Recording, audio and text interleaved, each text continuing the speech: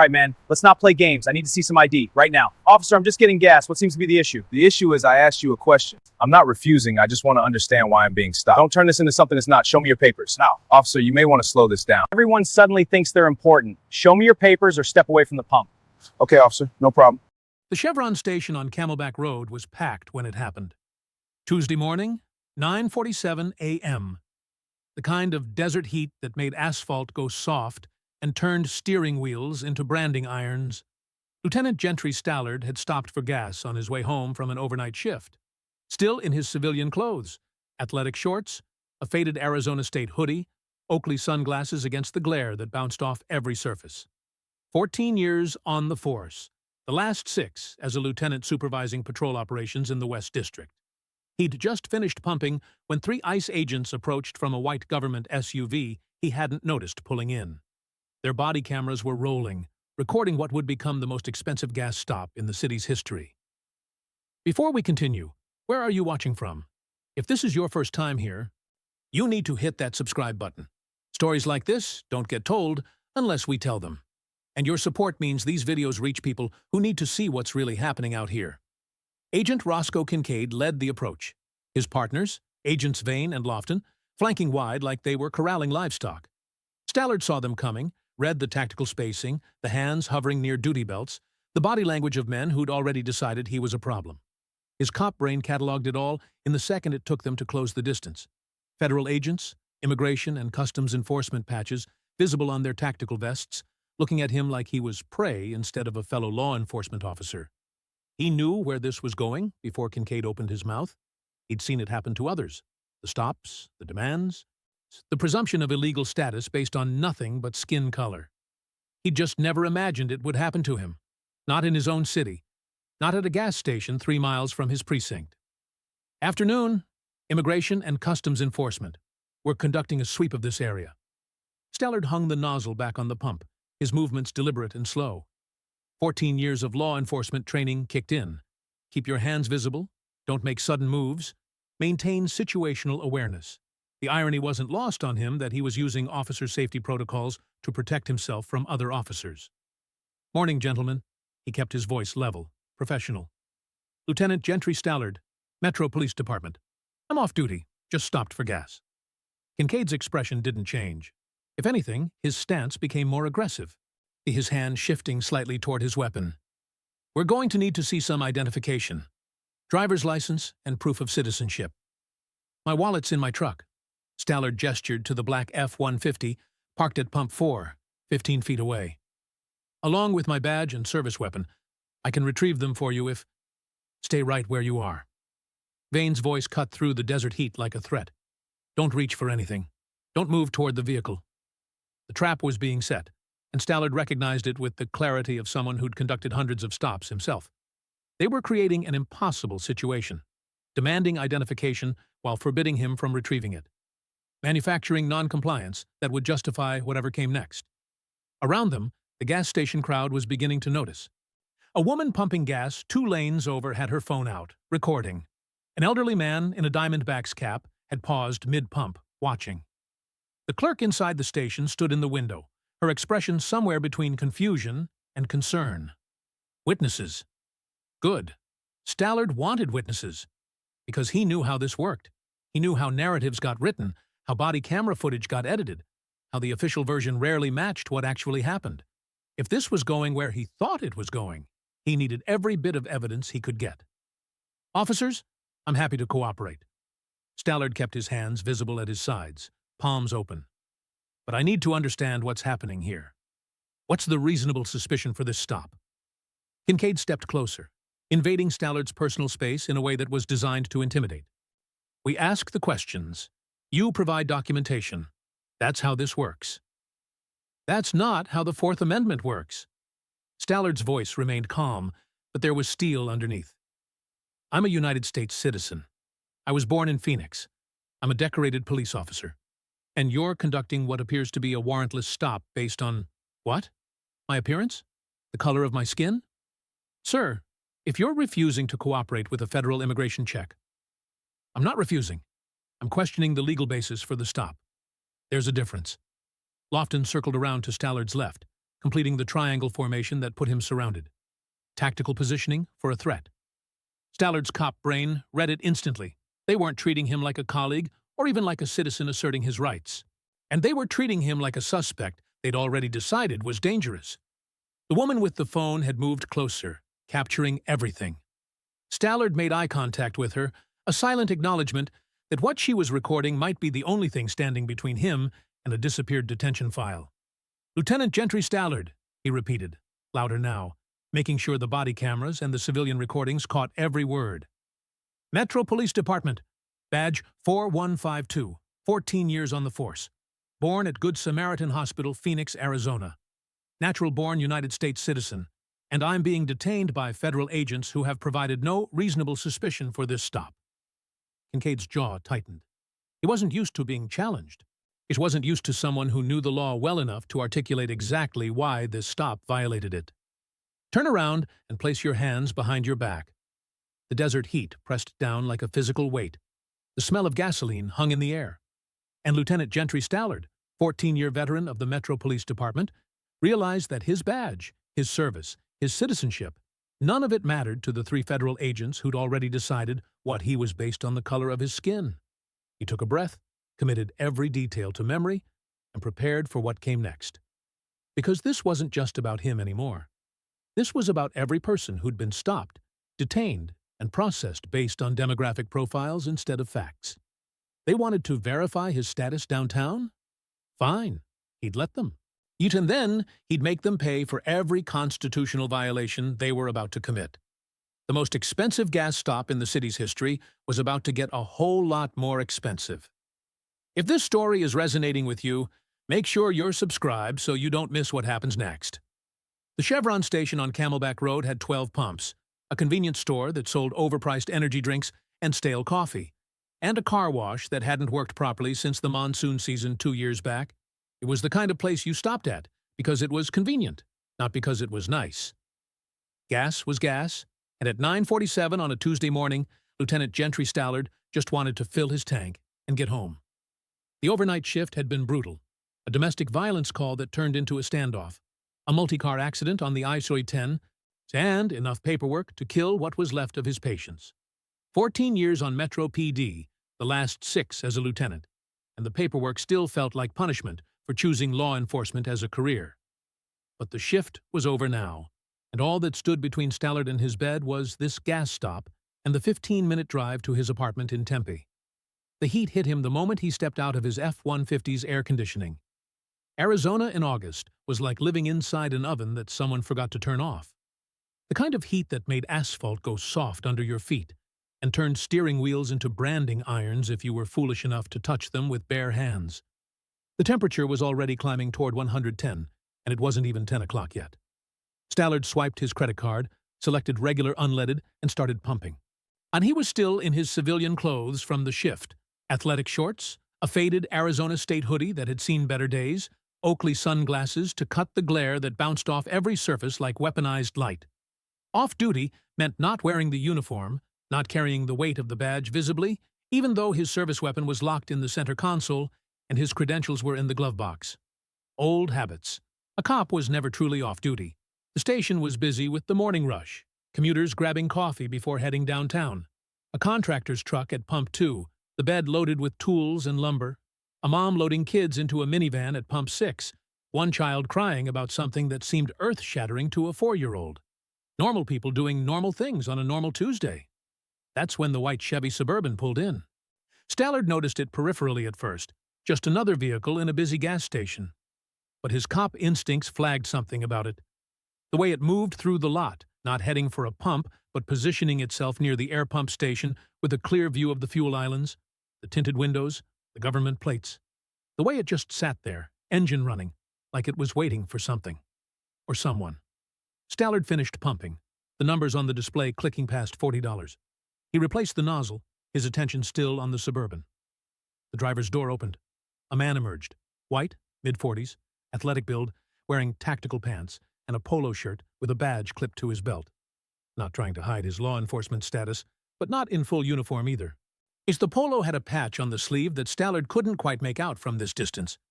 2 more men exited from the passenger side. Same general description, same tactical casual dress, same badge and gun setup. They moved with purpose, scanning the gas station like they were looking for something specific. Then all three sets of eyes landed on Stallard. The change in their body language was immediate and unmistakable. The lead agent, the one who'd been driving, said something to his partners. They adjusted their positions, spreading out slightly. Hands dropped to rest near duty belts, the kind of pre-contact positioning that Stallard had done 1,000 times himself when approaching a potentially dangerous situation. They were treating him like a threat.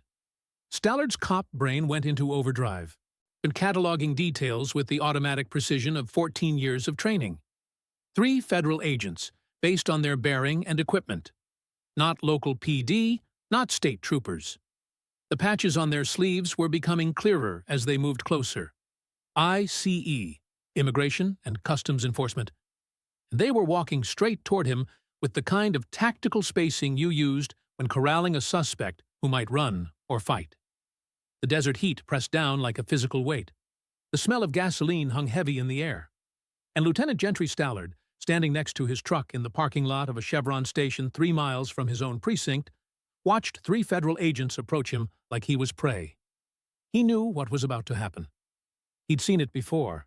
He'd heard the stories from other officers of color who'd been stopped while off duty, had read the reports of ICE conducting sweeps in public places based on nothing more than demographic profiling. He just never thought it would happen to him. Not here. Not in his own city where he'd sworn an oath to serve and protect. Not when he carried a badge that should have identified him as one of them. The lead agent reached him just as Stallard was reaching for his truck door. "Sir, step away from the vehicle. Immigration and Customs Enforcement. We need to see some identification." The most expensive gas stop in Phoenix history had just begun. Stallard's hands stayed visible, away from his body, palms open. 14 years of training overriding every instinct that told him to reach for his credentials, to assert his authority, to do something other than stand there like a suspect. But that's exactly what he was in their eyes. A suspect. Agent Kincaid held the center position directly in front of Stallard, maybe 6 feet away. Close enough to control the encounter, far enough to have reaction time if Stallard moved. His partners had fanned out. Vane to the left near the front of Stallard's truck, Lofton to the right near the pump. A perfect triangle formation that put Stallard in a kill zone with no easy exit. Stallard had used this exact formation hundreds of times. High-risk stops, felony traffic stops, armed suspect approaches. You positioned your team in a triangle because it gave overlapping fields of fire, eliminated blind spots, and prevented the suspect from attacking one officer without being exposed to the others. And they were using lethal force tactics on an unarmed man at a gas station. "Gentlemen," Stallard kept his voice level, "I'm Lieutenant Gentry Stallard, Metro PD. I'm off duty, unarmed." A lie, but his weapon was locked in the truck. "And I'm happy to show you my credentials. They're in my vehicle." "Don't move toward the vehicle." Vane's hand dropped to his service weapon. Not drawing, just resting on the grip. A threat made visual. The tactical spacing shifted. Kincaid took a half step forward. Lofton adjusted his angle, cutting off any path toward the truck. They were herding him, controlling his movement options, treating him exactly like they'd treat a dangerous suspect who might flee or fight. Stallard's cop brain cataloged it all clinically.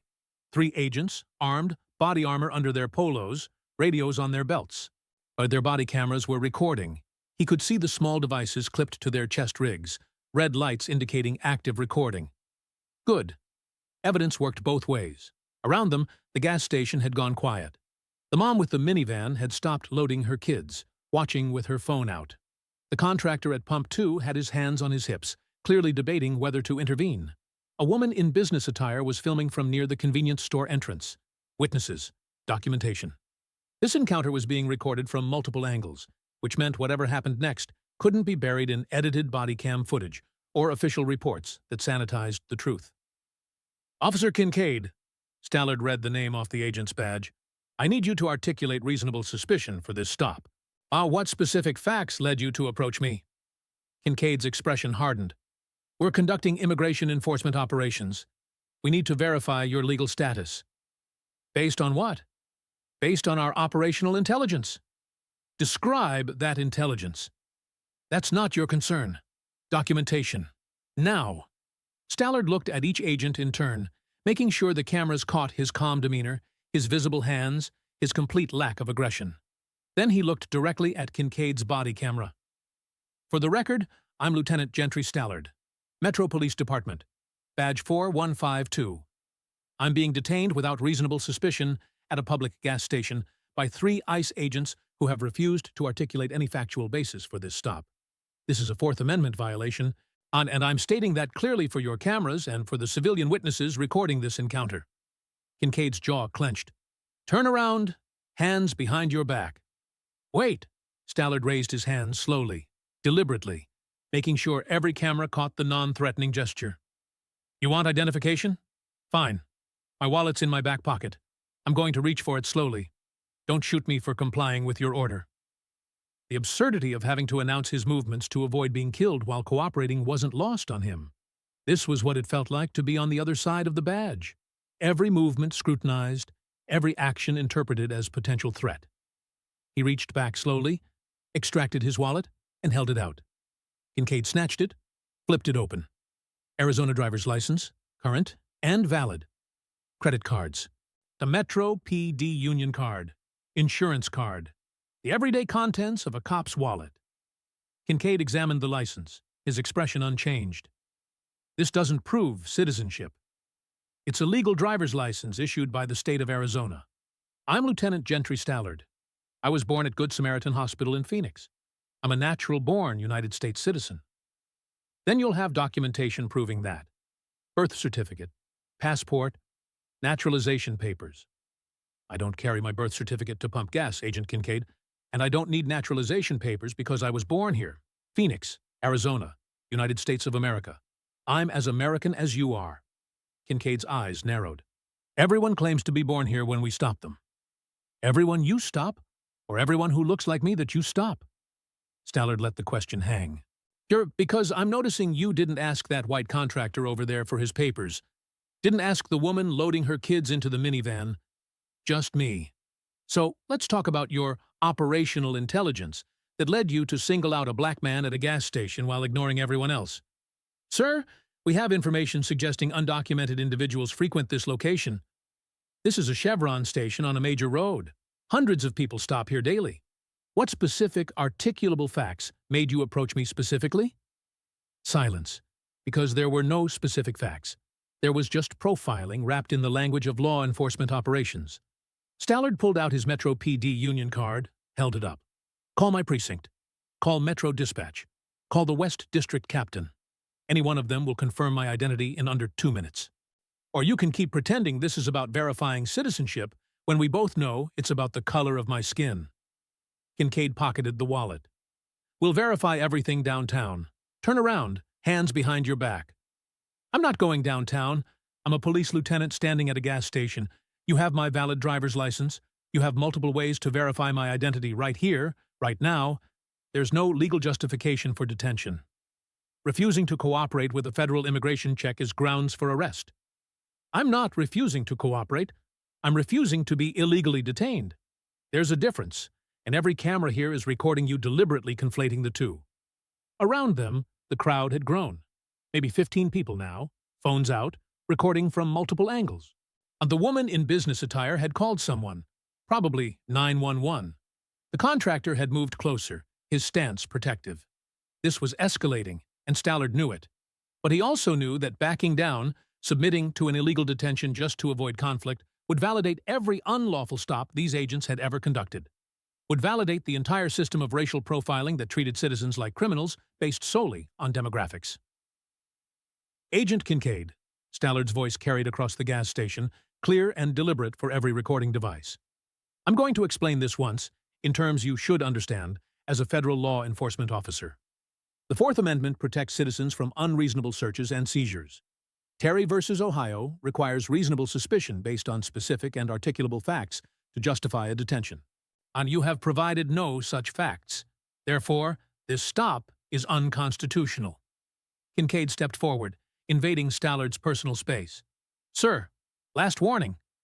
Furthermore, Stallard continued, not backing down, the Supreme Court held in United States v. Brignoni-Ponce that roving patrol stops for immigration checks must be based on reasonable suspicion of illegal status, not ethnic appearance. You stopped me because I'm black. That's not reasonable suspicion. That's racial profiling, and it's unconstitutional regardless of whether you're wearing a badge. The watching crowd murmured. Someone called out, "He's a cop! He's telling you he's a cop!" But the agents didn't flinch. "I'm invoking my Fourth Amendment rights. I'm invoking my Fifth Amendment rights. I do not consent to this detention. I do not consent to any search. I am clearly articulating for your body cameras and these civilian witnesses that I'm a United States citizen, a police lieutenant with Metro PD, and I'm being illegally detained without reasonable suspicion." Vane moved in from the left, his handcuffs already out. "You're being detained for verification of legal status.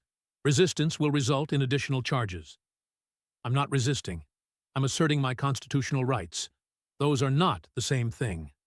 Stallard kept his hands visible, his stance non-threatening. Every law enforcement officer in this country knows the difference. You're choosing to ignore it because you've already decided who I am based on how I look. Lofton grabbed Stallard's left arm, twisting it behind his back. Stallard didn't fight, but he didn't help either. His body went limp, on forcing the agent to support his full weight. "For the record," Stallard's voice remained steady despite the pain in his shoulder, "I'm being physically restrained. I have not threatened anyone. I have not attempted to flee. I have not committed any crime. I identified myself as a police officer. I offered to verify my credentials. And I'm being arrested anyway, because 3 federal agents decided a black man at a gas station must be illegal." The handcuffs closed around Stallard's wrists with a metallic click that echoed across the parking lot. Too tight, deliberately so, the metal biting into skin. Stallard had cuffed hundreds of suspects in his career, and he knew the difference between secure and punitive. This was punitive. "I'm not resisting," he announced clearly, his voice carrying to every phone, every camera, every witness. "I'm not fighting. I'm exercising my constitutional right to passive non-compliance with an unlawful arrest." Vane grabbed his right arm, Lofton his left. They tried to walk him toward their Suburban, but Stallard let his legs go completely limp. Dead weight. All 190 pounds of him became a burden they had to drag across the asphalt. "Sir, you need to walk. I'm being unlawfully arrested. I'm not going to assist in my own constitutional violation. You want to detain me illegally? You're going to have to physically carry me." It was a technique he'd seen in civil rights footage from the 60s. Protesters going limp, forcing their arresters to physically manhandle them, making the violence of unjust detention visible for cameras. Stallard had never imagined he'd use it himself, in his own city, against fellow law enforcement.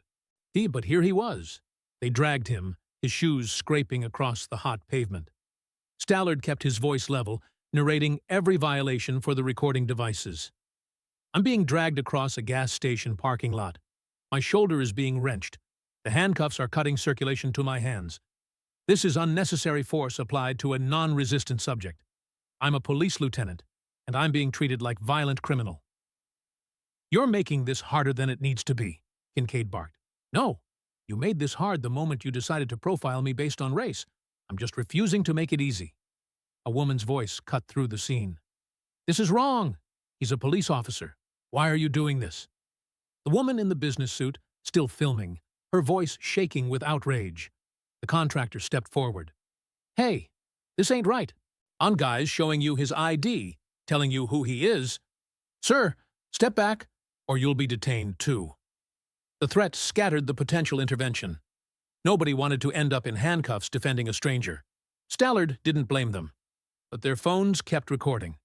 That was enough. They reached the Suburban. Kincaid opened the rear door, modified for prisoner transport, no interior handles, steel mesh partition, vinyl seats designed for easy cleaning after whatever indignities happened back there. "Watch your head." Lofton shoved him inside, not gentle, not caring about the injury his shoulder had already sustained. Stallard tumbled into the back seat, hands cuffed behind him, unable to catch himself. His face hit the vinyl hard enough to split his lip. The coppery taste of blood filled his mouth, and evidence of excessive force to add to the growing list. The door slammed shut. Through the tinted windows, Stallard could see the crowd pressing closer, could see phones still raised, recording everything, could see the woman in the business suit on her phone, probably calling someone who might help. probably calling someone who wouldn't get there in time. He sat up awkwardly, hands still cuffed behind him, blood trickling from his split lip, and looked directly at Kincaid's body camera through the partition. It's 10:03 a.m. I'm Lieutenant Gentry Stallard, Metro Police Department. I've been unlawfully arrested, assaulted, and am being transported against my will. I want every badge number, every name, and every frame of footage preserved as evidence for the federal lawsuit I will file the moment this detention ends. Kincaid started the engine. The Suburban pulled away from the Chevron station, leaving behind a crowd of witnesses who just watched their justice system devour one of its own. The federal field office holding cell was exactly what Stallard expected. 10 feet by 10 feet, concrete block walls painted institutional beige, a metal bench bolted to the floor, a toilet in the corner with no seat or privacy screen. Fluorescent lights behind protective mesh hummed with a frequency designed to cause headaches. The air was stale, recycled through vents too small to provide actual circulation. This was the machinery of enforcement, the processing center where constitutional rights went to die, and people became case numbers. They'd removed his handcuffs in intake, photographed him from multiple angles like evidence, fingerprinted him with professional detachment. No one made eye contact. No one asked questions. They were processing a unit through their system, following procedures designed to dehumanize. Personal effects. The intake officer, Rodriguez, his nameplate read, gestured to a plastic bin. Watch, wallet, belt, shoes, phone. Stallard handed them over, watching his connection to the outside world disappear into a locker. I want to make a phone call. I'm entitled to contact. After processing is complete. When is that? When we verify your status. I'm a police lieutenant. My status can be verified with a single phone call. You're deliberately dragging this out to punish me for asserting my rights. Rodriguez's expression didn't change. So just doing his job. Just following orders. The same excuse every functionary had used throughout history when participating in injustice. They led him to cell 6. The door buzzed open electronically. The space smelled of industrial cleaner and fear, the residue of everyone who'd been caged here before him. Stallard stepped inside, heard the door lock behind him with a finality that made his stomach clench. He sat on the metal bench, cold even through his clothes, and let the reality settle. He was in custody. A 14-year police veteran, detained like a criminal, experiencing the system from the inside in a way no amount of training had prepared him for. The irony was crushing. How many people had he arrested, processed through holding cells just like this one, told them it's procedure while they protested their innocence? See, how many times had he trusted the system to sort out the guilty from the innocent, trusting that justice would prevail? Now he was on the other side of that system, and justice felt like a luxury he couldn't afford. Stallard checked the clock visible through the cell door window, 11:47 a.m. He'd been in custody for over an hour. His shift captain would be wondering why he hadn't called in, why he wasn't answering his phone. His colleagues would be starting to worry. But nobody knew where he was. The intake process had been deliberately vague about his location. Federal processing, they'd said, without specifying which facility. He'd disappeared into the machinery, just like thousands of others who'd been detained based on demographic profiles instead of facts. The difference was, he knew the law. He knew his rights. And he knew how to fight back. But sitting in this 10 by 10 cube, hands still sore from the handcuffs, lip still bleeding from when they'd shoved him into the SUV, Stallard understood something profound. Knowledge and rights meant nothing if the system refused to honor them. He thought about every person he'd arrested, every suspect he'd processed. Had they felt this helpless? This angry? This aware that the machinery grinding them up didn't care about guilt or innocence, only about processing numbers? Probably. And he'd dismissed their protests as the expected resistance of people caught breaking the law. If you believe stories like Lieutenant Stallard's need to be told, hit that subscribe button and share this video. Your support helps us continue exposing injustice. Now he was the one protesting, the one insisting on his innocence. He's the one experiencing the gap between how the system was supposed to work and how it actually worked when you were black, and presumed guilty until proven otherwise. Stallard pulled a pen from his sock. They'd somehow missed it during intake, and started writing on his palm. Times, names, badge numbers, every detail of his detention. When this was over, when someone with authority finally acknowledged the magnitude of this mistake, he was going to document every violation so thoroughly that the lawsuit would be airtight. 3 hours? They'd keep him. 3 hours of his life stolen by agents who'd decided his skin color was probable cause. He settled in to wait, promising himself that these 3 hours would cost them everything. Truett Gable had supervised ICE field operations for 12 years, long enough to develop a sixth sense for when something was about to blow up spectacularly. The call from Metro PD's Internal Affairs at 1:34 p.m. triggered every alarm bell in his head. Truett, we have a problem. Lieutenant Gentry Stallard didn't report off-duty this morning. His phone's going to voicemail. And we have social media footage of ICE agents arresting someone who looks a lot like him at a Chevron station on Camelback. Gable felt his blood pressure spike. ICE agents? Under what operation? That's what we're asking you. He pulled up the morning's logs. Operation Desert Sweep, authorized by Agent Roscoe Kincaid. Intelligence-based enforcement targeting undocumented individuals at high-traffic locations. Standard language, standard protocols. Except Kincaid had arrested a Metro PD lieutenant. While Gable was running before he finished reading the log. Down 2 flights, through security, into the holding area. Rodriguez was at intake, looking more nervous than usual. The subject Kincaid brought in from the gas station. Where is he? Cell 6. Refuses to provide documentation beyond a driver's license. Claims he's a police lieutenant. Show me his intake photo. Rodriguez pulled it up. The image showed a black man in his late 30s, athletic build, split lip bleeding, expression of barely controlled fury that somehow made him look more authoritative, not less. And he was unmistakably Lieutenant Gentry Stallard, whose photograph Gable had seen in interagency briefings about cooperation between ICE and local law enforcement. Jesus Christ! Gable's hands were shaking. That is Lieutenant Stallard.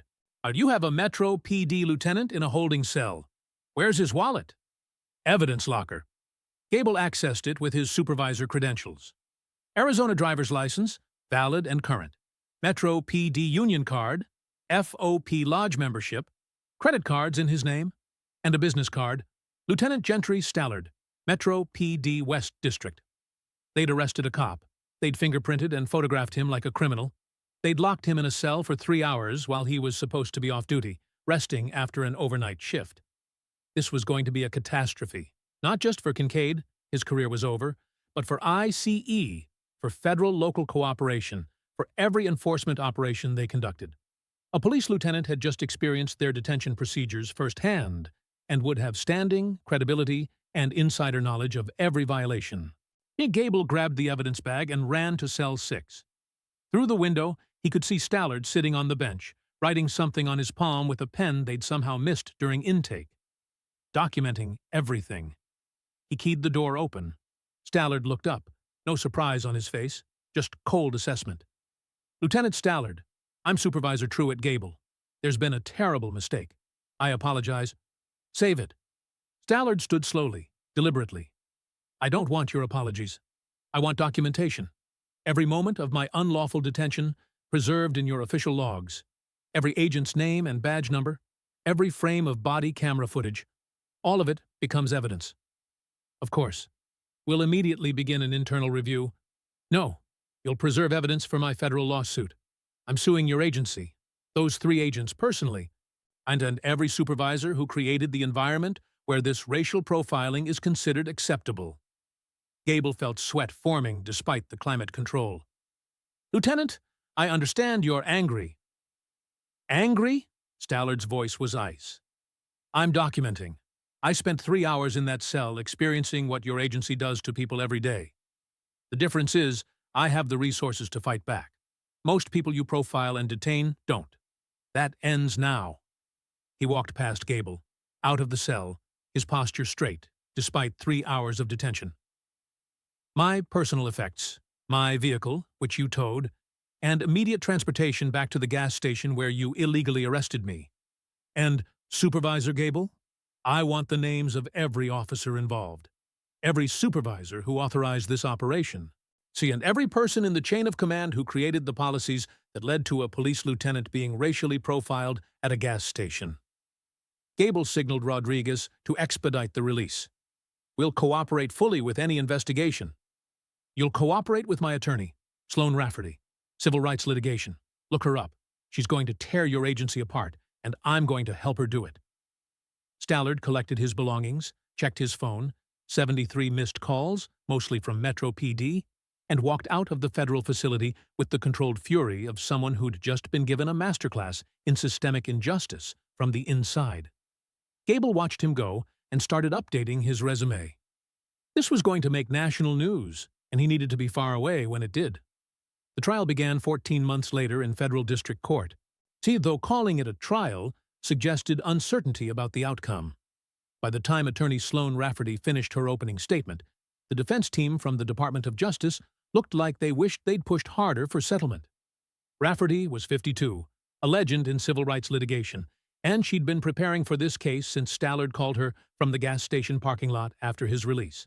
She stood before the jury, 8 women, 4 men, diverse in age and ethnicity, and delivered a statement that would be quoted in law schools for years. Ladies and gentlemen, Lieutenant Gentry Stallard went to get gas. He was off duty, unarmed, minding his own business, and 3 ICE agents decided he looked illegal. Not because he'd committed a crime, not because they had intelligence about him specifically. No, but because he was black, and in their experience, black men at gas stations must be suspects. She clicked a remote. The courtroom monitors showed body camera footage from Agent Kincaid's perspective. The timestamp read 9:47:33 a.m. Watch carefully. You'll see Lieutenant Stallard pumping gas, civilian clothes, minding his business. Now watch the agents. They're not approaching everyone. They're not conducting random checks. They've singled out Lieutenant Stallard before they even speak to him. Why? The footage showed the approach, the triangle formation, the escalation. Stallard identifying himself clearly, offering to verify his credentials, explaining constitutional law, while Kincaid reached for handcuffs. 2 jurors were taking notes. Others watched with expressions ranging from discomfort to outrage. Here, the civilian footage came next, filmed by witness Tessa Corbin from her car. This version was raw, unedited, capturing the full encounter with audio. The crowd's protests, Stallard's calm narration of his rights being violated, the moment he went limp and they dragged him across the parking lot, the blood on his face when they shoved him into the SUV. One juror was crying. The defense attorney, Marcus Webb, from DOJ Civil Division, tried damage control during cross-examination. He questioned the agents about their training, their protocols, their lack of intent to violate rights. He emphasized the brief detention, only 3 hours, and Stallard's eventual release without charges. Then Rafferty called Agent Kincaid to the stand. Agent Kincaid, could you testify that you had operational intelligence about undocumented individuals at that gas station? What was that intelligence? We'd received reports of suspicious activity at that location. Suspicious activity? What specifically? Individuals who appeared out of place. Appeared out of place? Can you describe what made Lieutenant Stallard appear out of place while pumping gas? Silence. Let me ask differently. The contractor at Pump 2, white male, casual clothes, no visible identification. Did you approach him? No. The woman loading children into a minivan, also white, no visible ID. Did you approach her? No. But you approached Lieutenant Stallard, a black man in civilian clothes. What specific, articulable facts justified that decision? We were following our protocols. Show me the protocol that says profile black men at gas stations. Show me the training that says ignore everyone else, but stop the black guy. Show me anything that justifies what you did. Kincaid couldn't. The jury watched him squirm, watched him try to articulate reasoning that didn't exist because no legitimate reasoning supported racial profiling. The deliberation lasted 6 hours. The verdict was unanimous. Constitutional violation, deprivation of civil rights, excessive force, intentional infliction of emotional distress, damages, $9.7 million. The courtroom erupted. The judge gavelled for order. Stallard sat quietly, vindicated. The settlement checks arrived 8 weeks after the verdict. $9.7 million, minus attorney fees and costs, leaving Stallard with enough money to retire comfortably and never work another day in his life. He reported for his shift at Metro PD the next morning like nothing had changed. But everything had changed. Within a month, Agent Roscoe Kincaid had resigned from ICE, his career in federal law enforcement over. Agents Vane and Lofton were reassigned to administrative duties pending discipline. Supervisor Truett Gable took early retirement rather than face the internal investigation. The Department of Homeland Security announced sweeping reforms: new training on constitutional limits, mandatory supervisor approval for field detentions, body camera footage preservation requirements, quarterly civil rights audits. The Stallard case became the cautionary tale in every ICE training academy, the example of what happened when profiling replaced probable cause. But Stallard knew policy changes weren't enough. Real change required enforcement, accountability, and resources for people who couldn't fight back the way he had. That's why he created the Stallard Civil Rights Foundation with $8 million of his settlement. The nonprofit provided free legal representation to individuals detained without reasonable suspicion. It trained community members on their rights during law enforcement encounters. It tracked profiling patterns and brought lawsuits, lots of lawsuits, against agencies and agents who violated constitutional protections. In the first year, the foundation represented 203 clients, won 157 cases, and secured $6.8 million in additional settlements that funded expansion. The organization grew from 4 attorneys to 20, and from 1 office to 9, from regional impact to national influence. And Lieutenant Gentry Stallard continued wearing his badge, working his shifts, serving the community he'd sworn to protect. But he did it differently now. Every stop he made, he thought about how it felt to be on the other side. Every detention he conducted, he remembered the 10-by-10 cell and the 3 hours stolen from his life. He became known as the cop who changed ICE, though he'd correct people when they said it. I didn't change ICE. I exposed them. The change, if it's real, comes from consistent pressure, from consequences when agents violate rights, from refusing to accept that profiling is just how things work. 5 years after the gas station incident, Stallard was promoted to captain, and he used his new authority to implement department-wide training on constitutional policing, to create accountability measures for officers who profiled, to build bridges with communities that had learned to fear badges instead of trust them. The morning news sometimes played the gas station footage, grainy phone video of a police lieutenant being dragged across asphalt for the crime of being black. It had become a symbol, a rallying cry, a reminder that badges didn't protect you from racism. They just gave you resources to fight back when it happened. Stallard kept a copy of the footage on his desk, next to his badge and his settlement check stub, reminders of both the problem and the solution. The problem was systemic. The solution required persistence. On the anniversary of his detention, he returned to the Chevron station on Camelback Road. Same pump, same heat, same desert sun turning everything into furnace. He filled his tank, paid for his gas, and drove away without incident. Progress wasn't about one dramatic victory. It was about making it possible for the next black man at a gas station to pump his gas in peace, without 3 federal agents deciding he looked illegal. That day hadn't fully arrived yet. But because of what happened at this Chevron station, because of the $9.7 million verdict, because of the foundation and the thousands of cases it supported, that day was closer than before. Lieutenant, now Captain, Gentry Stallard, had paid the price for systemic bias. He was going to make sure it cost the system everything